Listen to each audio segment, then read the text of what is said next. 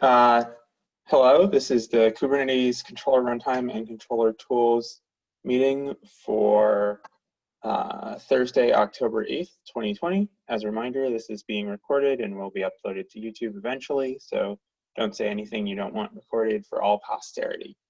Right. Last time I looked, we had 2 items on the agenda. Let me double check to see if there's anything else. I think the first was a question about a particular PR that just got opened. Yeah, I can speak So, to that. okay. So over at Operator SDK, we're trying to start having an actual release cycle. And we have a release blocking issue that's dependent on that PR being merged so we can bump our dependency on KubeBuilder. So I just wanted to come here and ask, I think Camilla's the actual author of the PR, what can we do to get that merged as quickly as possible? I think the point is that APR, it's a change in V2 that is not a bug fix. So Gabi already helped us by making the review. We did this change in the V3 plugin, but before get merged, I think we need more one person saying like, okay, I'm okay with emergencies in the V2 because it's not a bug fix. We agreed that we will try to put all changes in V3. So I think it's just that. And just to clarify for those who might not be familiar, the change that went into the V3 Go plugin for scaffolding made it possible to use a different KubeBuilder installation method than the one that installs KubeBuilder via its tar file release. So you can now do like go get KubeBuilder and it'll install the binary. And the reason that that hasn't worked before is because there are other InfTest binaries that exist as part of the KubeBuilder release that KubeBuilder V2 plugin kind of expects to be in the right place. So the change basically is instead of expecting things to already be in the right place, let's go and fetch them as part of the make task that requires the InfTest binaries. So this is a change that's already in the V3 plugin, and we're asking whether this makes sense to put into the V2 plugin as well.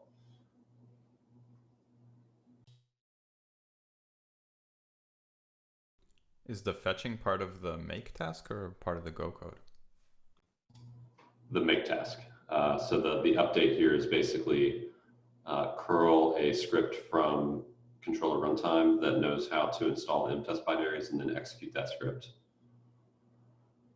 And what it'll do is executing that script will download the InfTest binaries into the local project, like I think it's in a test bin directory. And then it sets up the InfTest environment such that when InfTest runs, it'll use those binaries that were just downloaded. The advantage of that is that we have an issue in the KubeBuilder for don't release the binaries together anymore. So it could be helpful for that as well. The other point is now we ask for the users use sudo to install the binaries. Has some steps that requires we put the sudo command.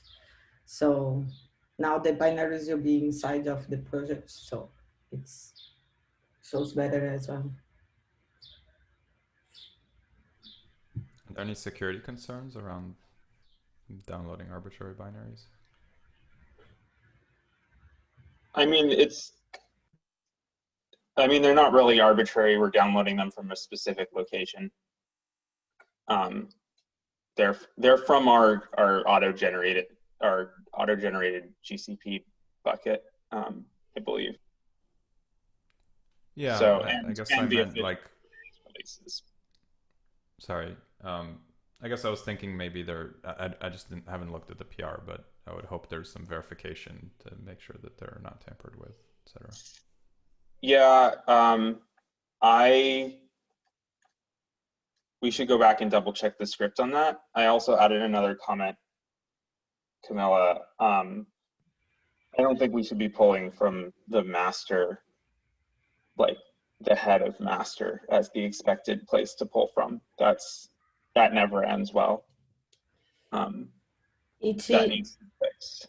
We are waiting on next release of the control runtime for we be able to ping the tag, because now it doesn't have the tag because we download the script. Has a to do that when we have the release. We can't merge this as like, we have had things that have pulled from master before, and if we release with that, it'll break someone.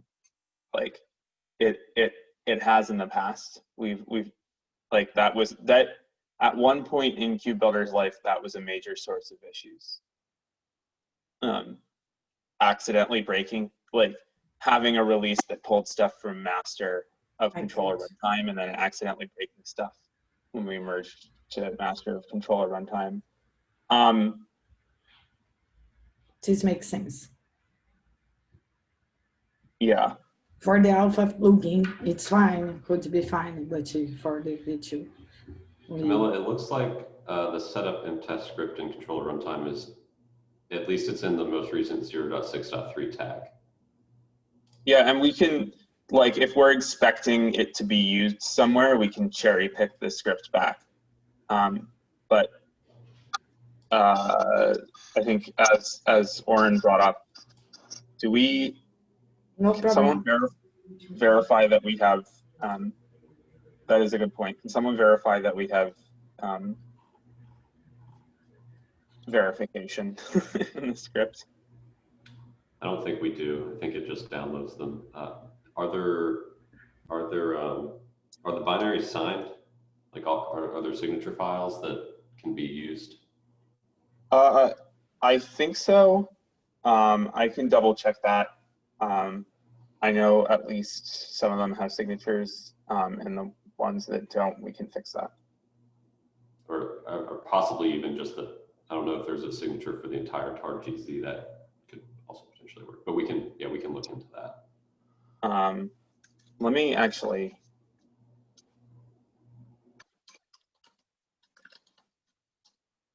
I think the very least, let me double check something, but yeah, we can fix that.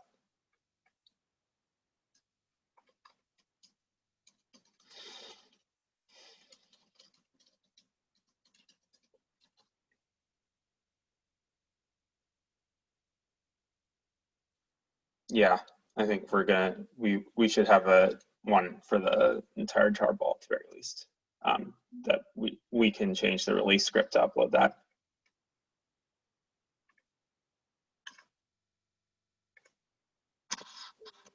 I will file an issue to get that fixed.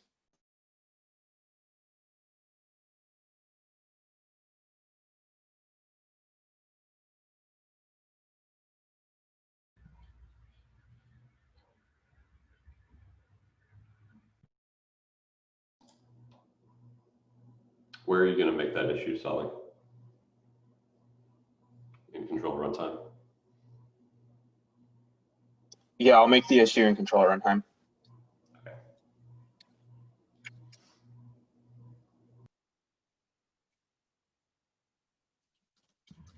I make a comment as well for I check change the master for see if it has already a tag that we can use.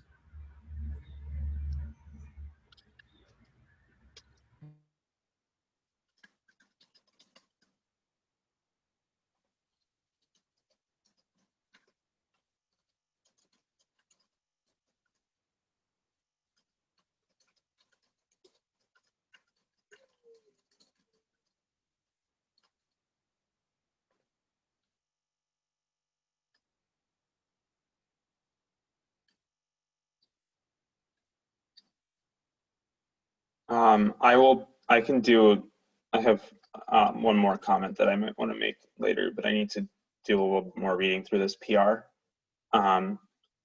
So my other concern here is potentially this is. If you folks would like to change that, also please feel free to put your suggestions, because it is just in the V3 alpha, so it's fine, we change as we wish. The name of the director, or I don't know, anything that you think that could be done better.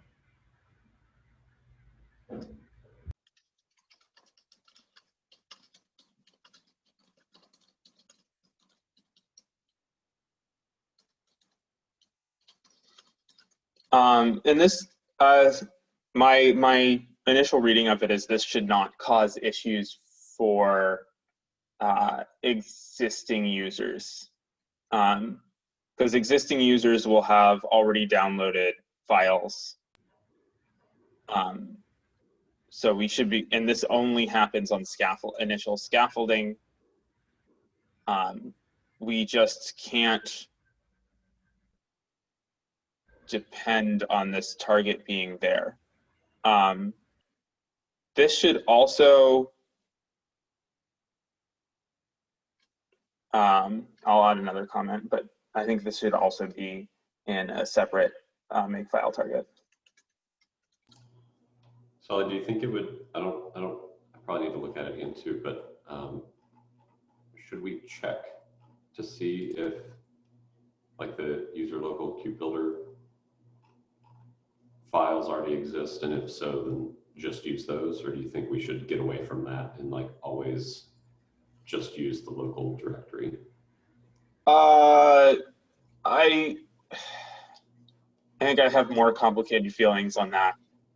Sometimes it's nice to allow the user to manually override what version of nptest they're using. But I do think probably we should continue with the existing behavior, at the very least for V2, of if it's already there, just use them. Yeah, I think that makes sense. So that might, Camilla, that might mean, I have to look again, but that might mean updating this a little bit to check for those existing files. Okay. I will. Thank you.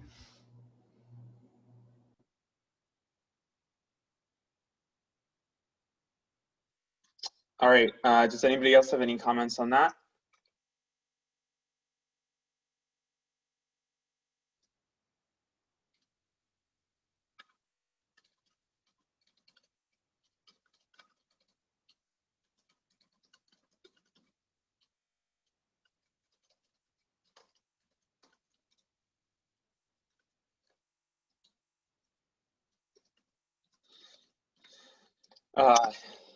If not, we can move on to the next issue. I think this one was from Kevin. So Kevin, why don't you give the background? Yeah, so basically, we want to start discussing more fine-grained control over lifecycle management. There was a PR up for this a few months ago that's kind of stalled, and so we wanted to keep the ball rolling on that. Where basically, the idea is that we don't have great control over controllers in the manager. We can add them, but we can't really remove them, and we can't restart controllers. And so the proposal from Oren's PR was to allow for removing individual informers, and that's definitely one approach. But there was a lot of discussion in the PR, and so basically just trying to organize that discussion here and see if that's the approach we want to take, and if so, how we can move forward on that, or if there's alternatives, and if we need to go to API machinery and get changes from them, or something like that. But basically opening up the discussion on that and trying to keep that going.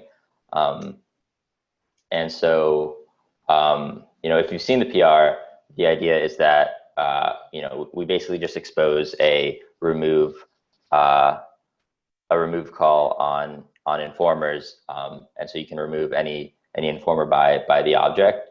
And the discussion around that was basically that there's a few concerns. One is that we open ourselves up to controllers silently degrading if the given informer is removed for that controller's watch. And so, there's discussion around potentially doing ref counting or creating a cache per watch, that seemed to be the main concern, and kind of what I wanted to bring up to discussion here.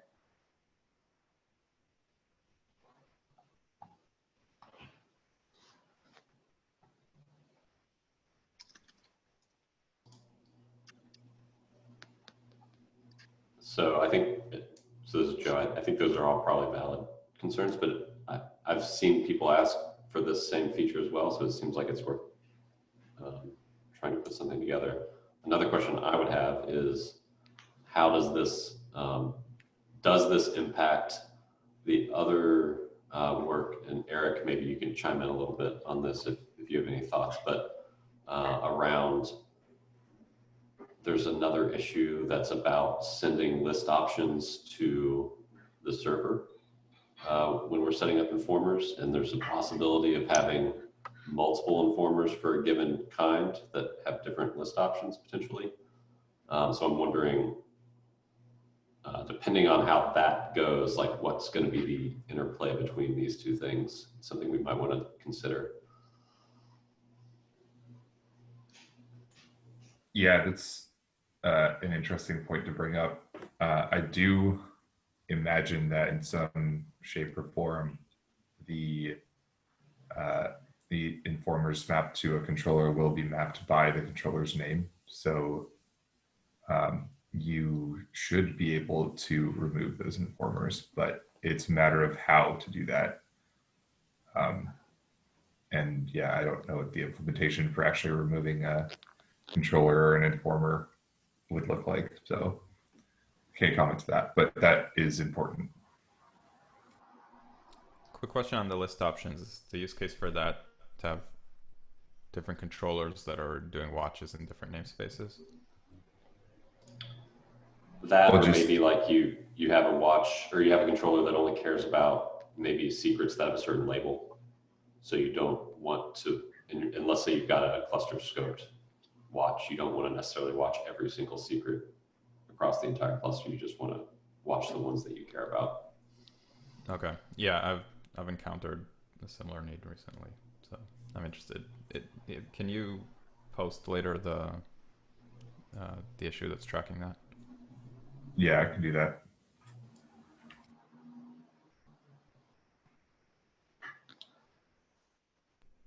So I think part of some of the concerns were, well, to that point, it's interesting whether the current way that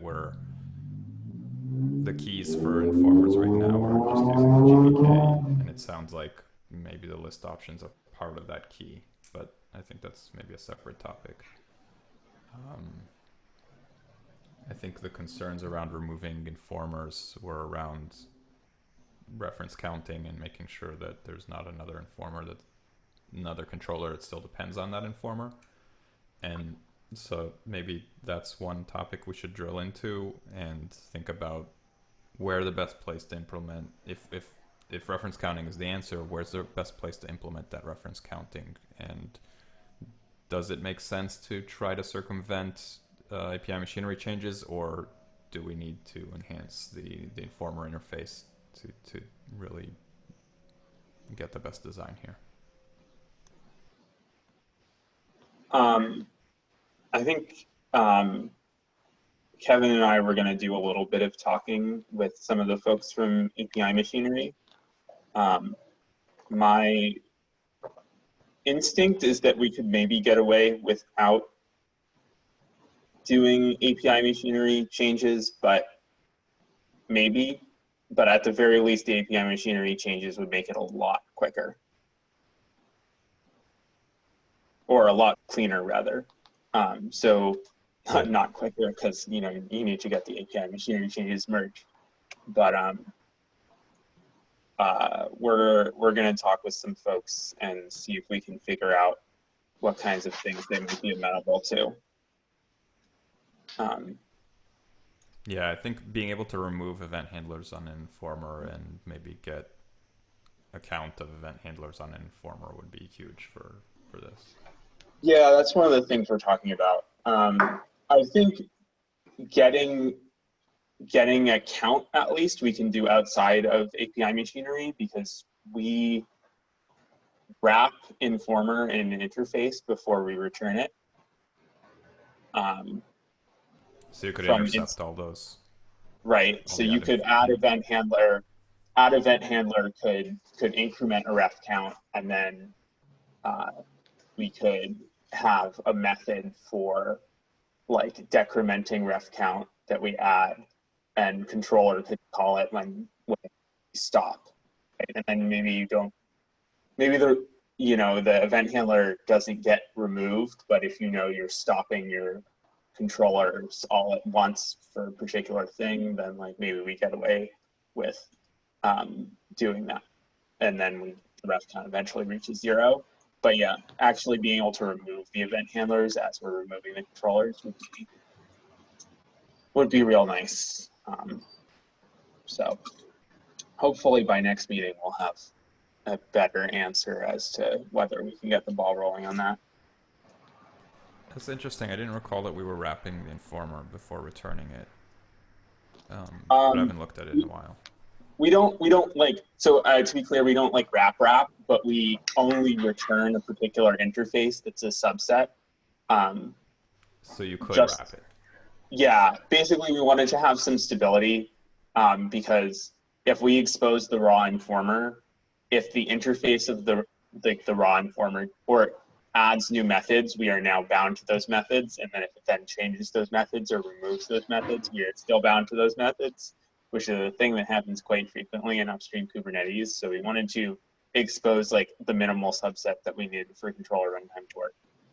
I understand. So interesting, because that's another option that maybe we didn't discuss, which is if we were open to wrapping the actual Informer implementation, then we could proxy we could have the single event handler be that wrapper, and then proxy the events to the event handlers that we're reference counting.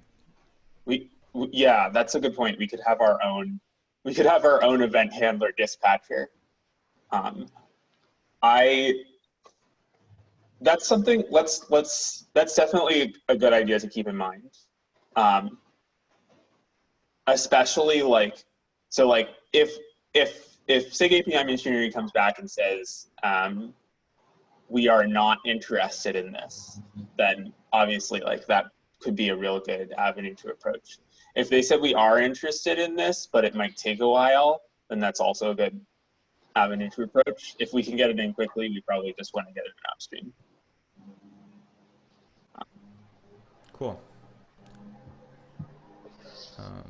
Yeah, I hadn't thought about that before. That's interesting. When and where do you think that you're planning to broach the conversation with them? I think we're going to be. We'll talk initially, and then probably try to bring it up at the next meeting, SIG API machinery meeting. Afterwards.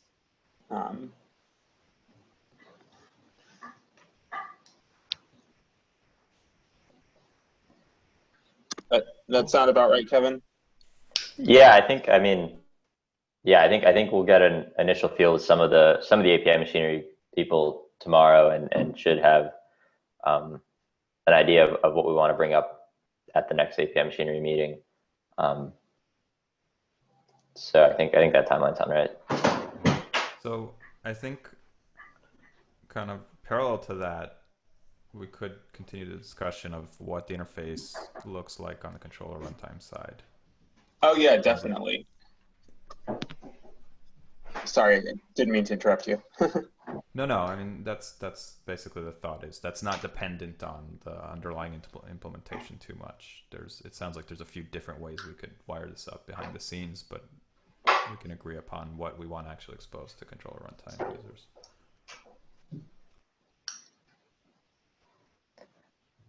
Did you also want to solely discuss the thought that we were talking about with servicing the watch error handler from client go through the informer?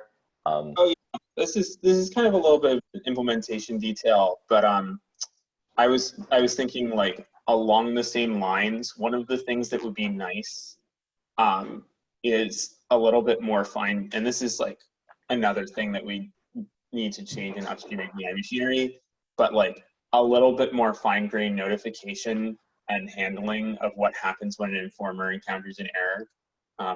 One of the things that we've seen from some of our users is either a desire to more precisely control the back off of the underlying informer on certain errors, or like, and this ties back into the stopping controllers, kind of a desire to know when a particular CRD is removed, depending on like what the relationship is between a particular controller or a particular manager binary and like the end user of a cluster. It might not be unexpected that like the end user just like removes the CRD and then it's gone for, you know, days, weeks, whatever, right? Like, and in that case, you probably want to stop the controller, just sit there until it gets re-added. And so like, obviously you can do that by watching discovery documents, but one potential avenue that might be interesting and like kind of a better notification mechanism, or at very least like lower latency, would just be to like propagate the error up from the informer, right? Because the informer gets a very particular error when that happens. And so we could bubble that up, and there's already like a low level private hook for like controlling what gets called when there's a particular error. So I was hoping that potentially maybe we could make use of that from API machinery and like make that public, and then maybe bubble that up in controller runtime, just so that folks can make decisions like that. I don't know. Did any of that make sense to people? And do people have any thoughts on that? It makes sense to me. I have similar use cases, and again, the way we're approaching that today is we have these, you know, I think it was in the document, it was called like a meta controller, which is handling what needs to happen when those CRDs come and go, right, on behalf of the actual controller that's doing the work. And so I think the error propagation idea is very interesting. Another thing we could discuss is, do we want to institutionalize this meta controller concept for CRDs, and the ability to start and, you know, baking in that ability to start and stop controllers into controller runtime with something that knows how to watch for presence of registered kinds. Yeah, so I think that was one of the things that Kevin originally submitted in his design proposal, and I think there was some initial hesitance. I don't know if Alvaro is here today. I think Alvaro had some thoughts, I seem to recall. But I think some folks had some initial hesitance as to like whether or not we needed to institutionalize, or whether or not it was better to just like make sure we have the support, and then like just make sure it was easy, and then just have people write the meta controller themselves. But I think at the very least we should have hooks for doing that kind of stuff, and make sure we have good support. Also, as an aside, we should come up with a different name than meta controller, because it may get real confusing with the actual thing called meta controller. Right. There's a different related project called meta controller. And I have a feeling eventually someone's going to come across this bug and get real confused. So we should we should probably come up with a different name for that. We could call it the controller. The controller sounds good. Yeah, and by the way, in the meeting, so the main concern I had with what the initial pull request that actually did code changes did is that this was very specific to starting and stopping controllers based on presence or absence of custom resources. And what I would prefer is that we have sort of a two-step thing where first we generically allow to start and stop controllers, and then in the second step we would think about the best way of doing this for custom resources, which might or might not be such a controller, how you ever want to call it. But I guess I would like to have the two things, like allowing it in general and doing it specifically for custom resource, the definition presence split out. Does that make sense? That seems pretty reasonable to me. Yeah, okay, that seems pretty clear. And I definitely think that's something that we can do. We can do this in 2 phases. That does also give us more room to experiment around with like what we have as the interface for like running the controllers or managing the controller, like automatically managing the controller lifecycle, like making it easy to stop on presence or absence of resources. We can like play around with that a little bit in more detail and maybe get some real world experience with like how a particular interface works out before we merge it. So yeah, that makes sense to me at least.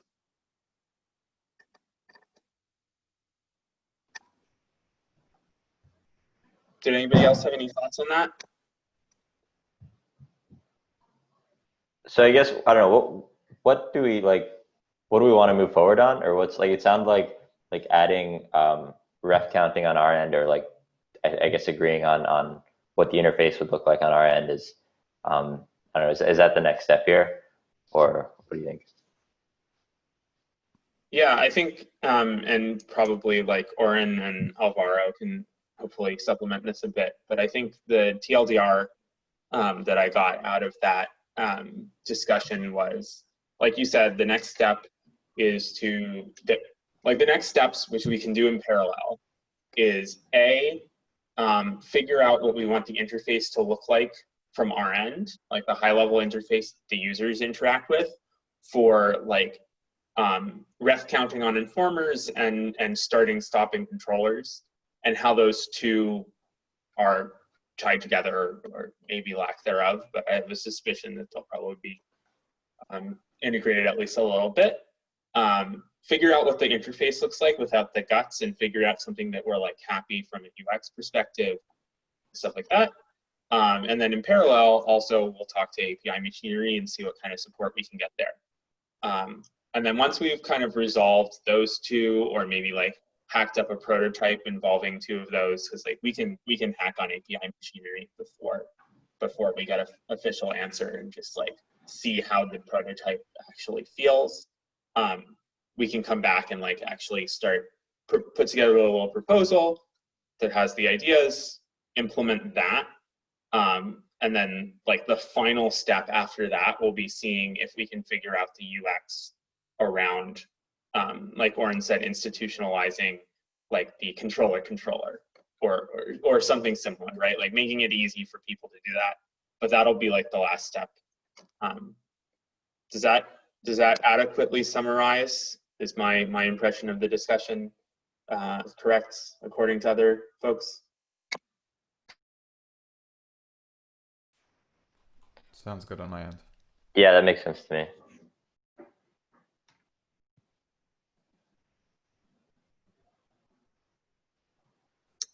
All right. I have one more thing to suggest, and ironically, my suggestion currently may may void my ability to do this in the future. I don't like, I'm totally fine backing off on this if other people really don't like this idea. But I was wondering if like maybe we should have a policy that we put in our agenda notes that we, not that we lock the agenda, but that if an agenda is empty by, I don't know, like 9 p.m. on Wednesday Pacific, we say that the meeting, or we can change that time or whatever so it's more convenient for all the folks who attended, but like we say that the meeting is canceled, just so that we don't end up with like the meeting where we all say, do we have any agenda items? No, let's go. Just, I know like, so in the past, I know sometimes if you don't like have that policy very clearly documented, it can get frustrating. I'm going to be honest here. It's also a little earlier than I normally get up, and so it's a little bit frustrating waking up early and then not having a meeting. So do other people have thoughts on that? Like, is that like if I'm being unreasonable here, is like definitely, or just like you don't think we should do that, definitely feel free to tell me. Like, that's fine. I'm fine to be told that, but I'm curious what people thought. Yes. I support requiring an agenda. Makes sense to me. Rules to be defined, but makes a whole lot of sense. My only concern is how would it be communicated out whether a meeting's happening or not? Does that introduce too much uncertainty? I mean, like I or one of the other, like, we should probably have like a semi-official like chair role, not just to like make sure we have some points of contact for people and stuff like this. But we can probably have someone responsible for going in at whatever time we decide and just writing on the meeting agenda is happening or is not happening. Does that seem reasonable? And maybe, maybe get people, potentially update the meeting invite too, but at the very least, we can probably have someone go and just write on the meeting, like, this day is not happening, no agenda items were added.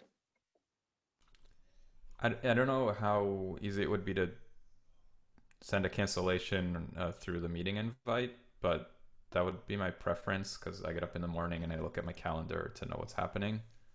Yeah, that's... Yeah, go ahead. Sorry. Go ahead. No, go ahead. Sorry. Oh, I was going to say, if I had to check like a document for every meeting on my calendar to see if it's happening or not, it would be pretty hard. Yeah, no, I think ideally we'd also want to have the meeting canceled. I think that hinges on who has edit access to the meeting invite. Yeah, I agree that we should do that. It looks like right now, guest permissions are only for inviting others and seeing the guest list. I can certainly, there's another permission for modifying the event, but that would mean that every single guest would be able to modify the event. So I don't know if there's a Google Calendar way of limiting it to a certain group of people. I'd be totally happy to let anybody modify it though. So whatever we decide. Yeah, I definitely don't want to be the single point of failure. That's for sure. Let me see if we can figure that out. We might be able to change, let me see. We might be able to like change the ownership of the meeting to a Google group. I think we have like a KubeBuilder admins Google group, and we can add the people who are like have the desire to be responsible for managing, like, you know, doing the role of a SIG chair, basically, like managing stuff like meetings and stuff. We can have those people added to that group. I don't know if that works. That's just a thought off the top of my head. I need to double check to see if that's actually a thing that you can do. But if it is, then that might be an option. we can hold off on officially making that the policy or anything until we figure those details out. One other thing I wanted to make sure is folks in time zones I don't know what time zones people are in, and definitely don't feel pressured to say or whatever, but if you are in a time zone that is not EST or PST, or somewhere in between, and like you would like to, you don't like this for whatever reason, or you have concerns about like the time at which we close, definitely please either speak up here, or if you'd rather speak up in private. As for just about anything, feel free to send me a Slack message, or an email, but Slack message is slightly preferred there. I just want to make sure we're not like, I don't want to close people out or with any policy that because of what time zone they're in. I feel like that's a question you might ask in some other fashion other than the people who managed to show up to the meeting. Because if they can't show up because of the time zone, they're probably not here to hear you ask it. Oh yeah. No, I meant like people who were like, I don't know, I meant like people who are currently showing up that were just like, I wanted to make sure that it wasn't like, oh, if we close the meeting agenda at 9 p.m., that's actually like the beginning of my day when I start thinking about like what kind of stuff I want to put on the agenda for the next day. And so like, that's really tricky. Can we move it by a few hours or something so that like it intersects better with my morning and I'm not like racing first thing in the morning to add agenda items before the agenda closes or something. I just wanted to make sure we weren't in that situation. I think we've had polls in the past on meeting times, and it's real hard to get the entire world into one meeting time zone slot.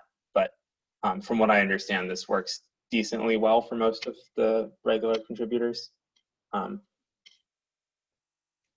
But again, if you have thoughts on that, feel free to ping me on Slack, and I can always send out a message about that as well. And I think, unless anybody has any more thoughts on that, I think I didn't notice there's another agenda item from three more from Camilla. So Camilla, why don't you take this away? I'm sorry. No, I actually have 1, 2, 3 for me. I asked for also input his one before my first one because I have too much, so I can push for the other meeting as well. Don't need to be all discussed today. The first one is just about the Kube RBC proxy image. We confirmed that it's built manually. You helped me with that, sorry. But I believe that I don't have permissions to push the image for the cloud. So for this, I would need your help. And another thing that I think it's nice to share is that I spoke with the owner of this project, and he told me that he's seeing how to donate the project to Kubernetes, to Kubernetes.org. So this would facilitate the process, allow we do this automatically in the future. But I think we need to get a new image with the latest release to address security concern. Yeah, that makes sense. I'm in kind of reverse order of what you said. Yay on the donation. Definitely, like, if you need me to like if he needs me to like show up and comment on like an issue being like, yes, we in controller runtime or in KubeBuilder land use Kube RBAC proxy, and it's super useful, and we would really appreciate it being part of one of the Kubernetes SIG projects. Like, happy to do that. For the permissions, we can probably put together a cloud build file. So hopefully the idea is that nobody is manually pushing Kube RBAC proxy in the future, because that requires like a lot of individual people to have permissions and stuff like that. But instead, we just have a bunch of Cloud Build configurations, and we can just, you know, tag a release on a branch and it gets built. Yeah. So I think manually we will need just more one, and then the project, if it all works, the project came to the org, and then it'll be easier. yeah, I mean, we can always yeah, okay. Can you ping me, if you haven't already, ping me offline on Slack, and It can be boring. Don't worry. I can be boring for you. Yeah, so we can talk about that offline and figure out the logistics of Sure. tagging it one more time manually or something like that. Really thank you for all your help, and I really appreciate you helping with the donation as well. Really thank you. Oh, of course, yeah, and thank you for tackling this as well, making sure all of our infrastructure is up to date and stuff. That's real important. All right, what were the other two agenda items you had? Now I let the Ocean put his item on top, for I don't take over of the all time that has to us. Oh, okay. Oh, yeah. There's one more in there. Cool. Thanks, Camilla. This should hopefully be quick. I filed this issue last week. Basically, I'd like any event that triggers a reconcile to get logged as kicking off the reconcile, since the reconcile function itself doesn't have access to the event. If you're watching a bunch of different resources, it can be tricky to know which one was actually causing the reconcile. This was originally filed for the Ansible operator SDK, and I thought maybe this would be useful generally, but it also seemed a little bit too obvious, so that there's probably a reason that we're not already doing this.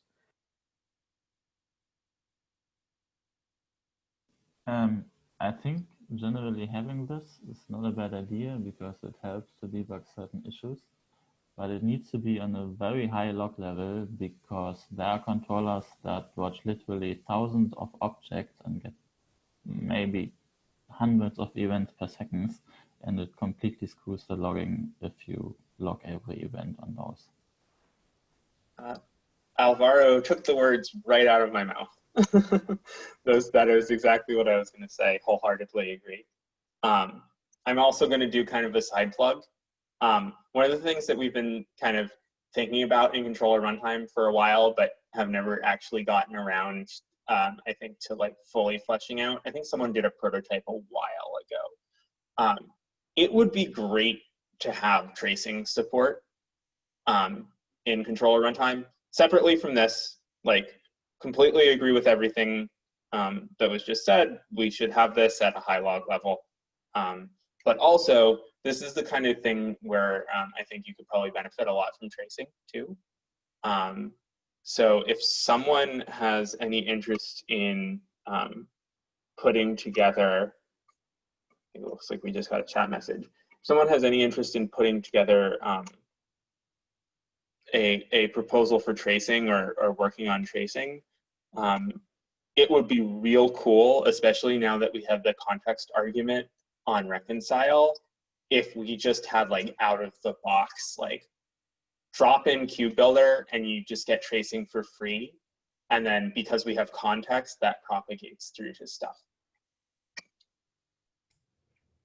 So yeah, just linked something that came up yesterday in the CAPI meeting.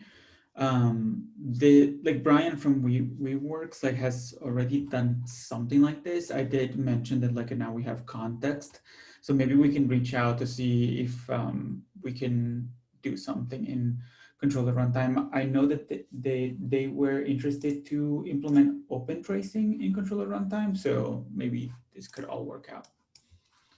Yeah, that would be real cool. Can you like bridge the communication channels or something, or get them into totally. A GitHub issue or something like that? Awesome, thank you. Cool. I linked it to the issue that we already have open as well. So if you all want to look at that. So should I hold on? Sorry, you cut out there for a moment.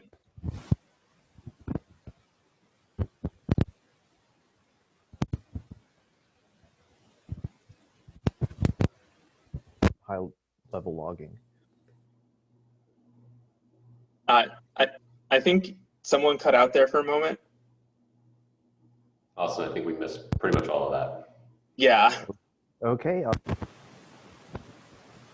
Now we're listening just okay. That's awesome. I think he was looking to see if he needs to hold off on his current request for the tracing. Probably had more background than I just gave. Oh, I think we can probably go ahead with putting in the logging. We just need to make sure it's like at the max log level, and or it's like on its own, both at the max log level and probably like in its own specific logger or whatever. So it's really easy to filter out, even if you're logging at the max log level.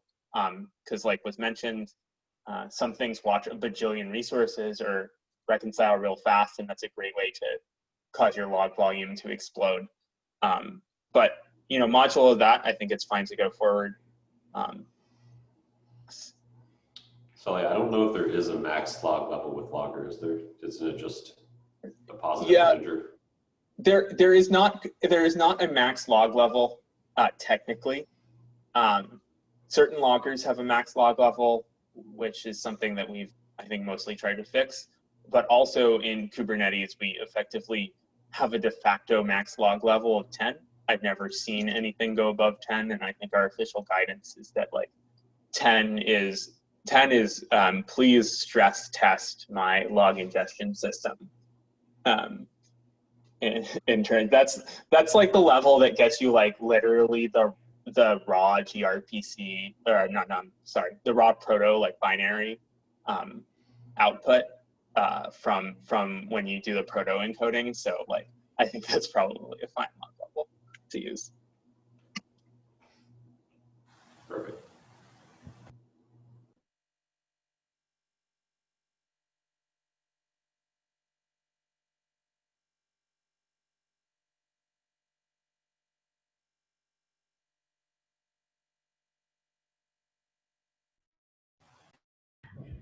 I moved my items for the next one because we have just 3 minutes. So, Angie. Yeah, that's probably a good plan.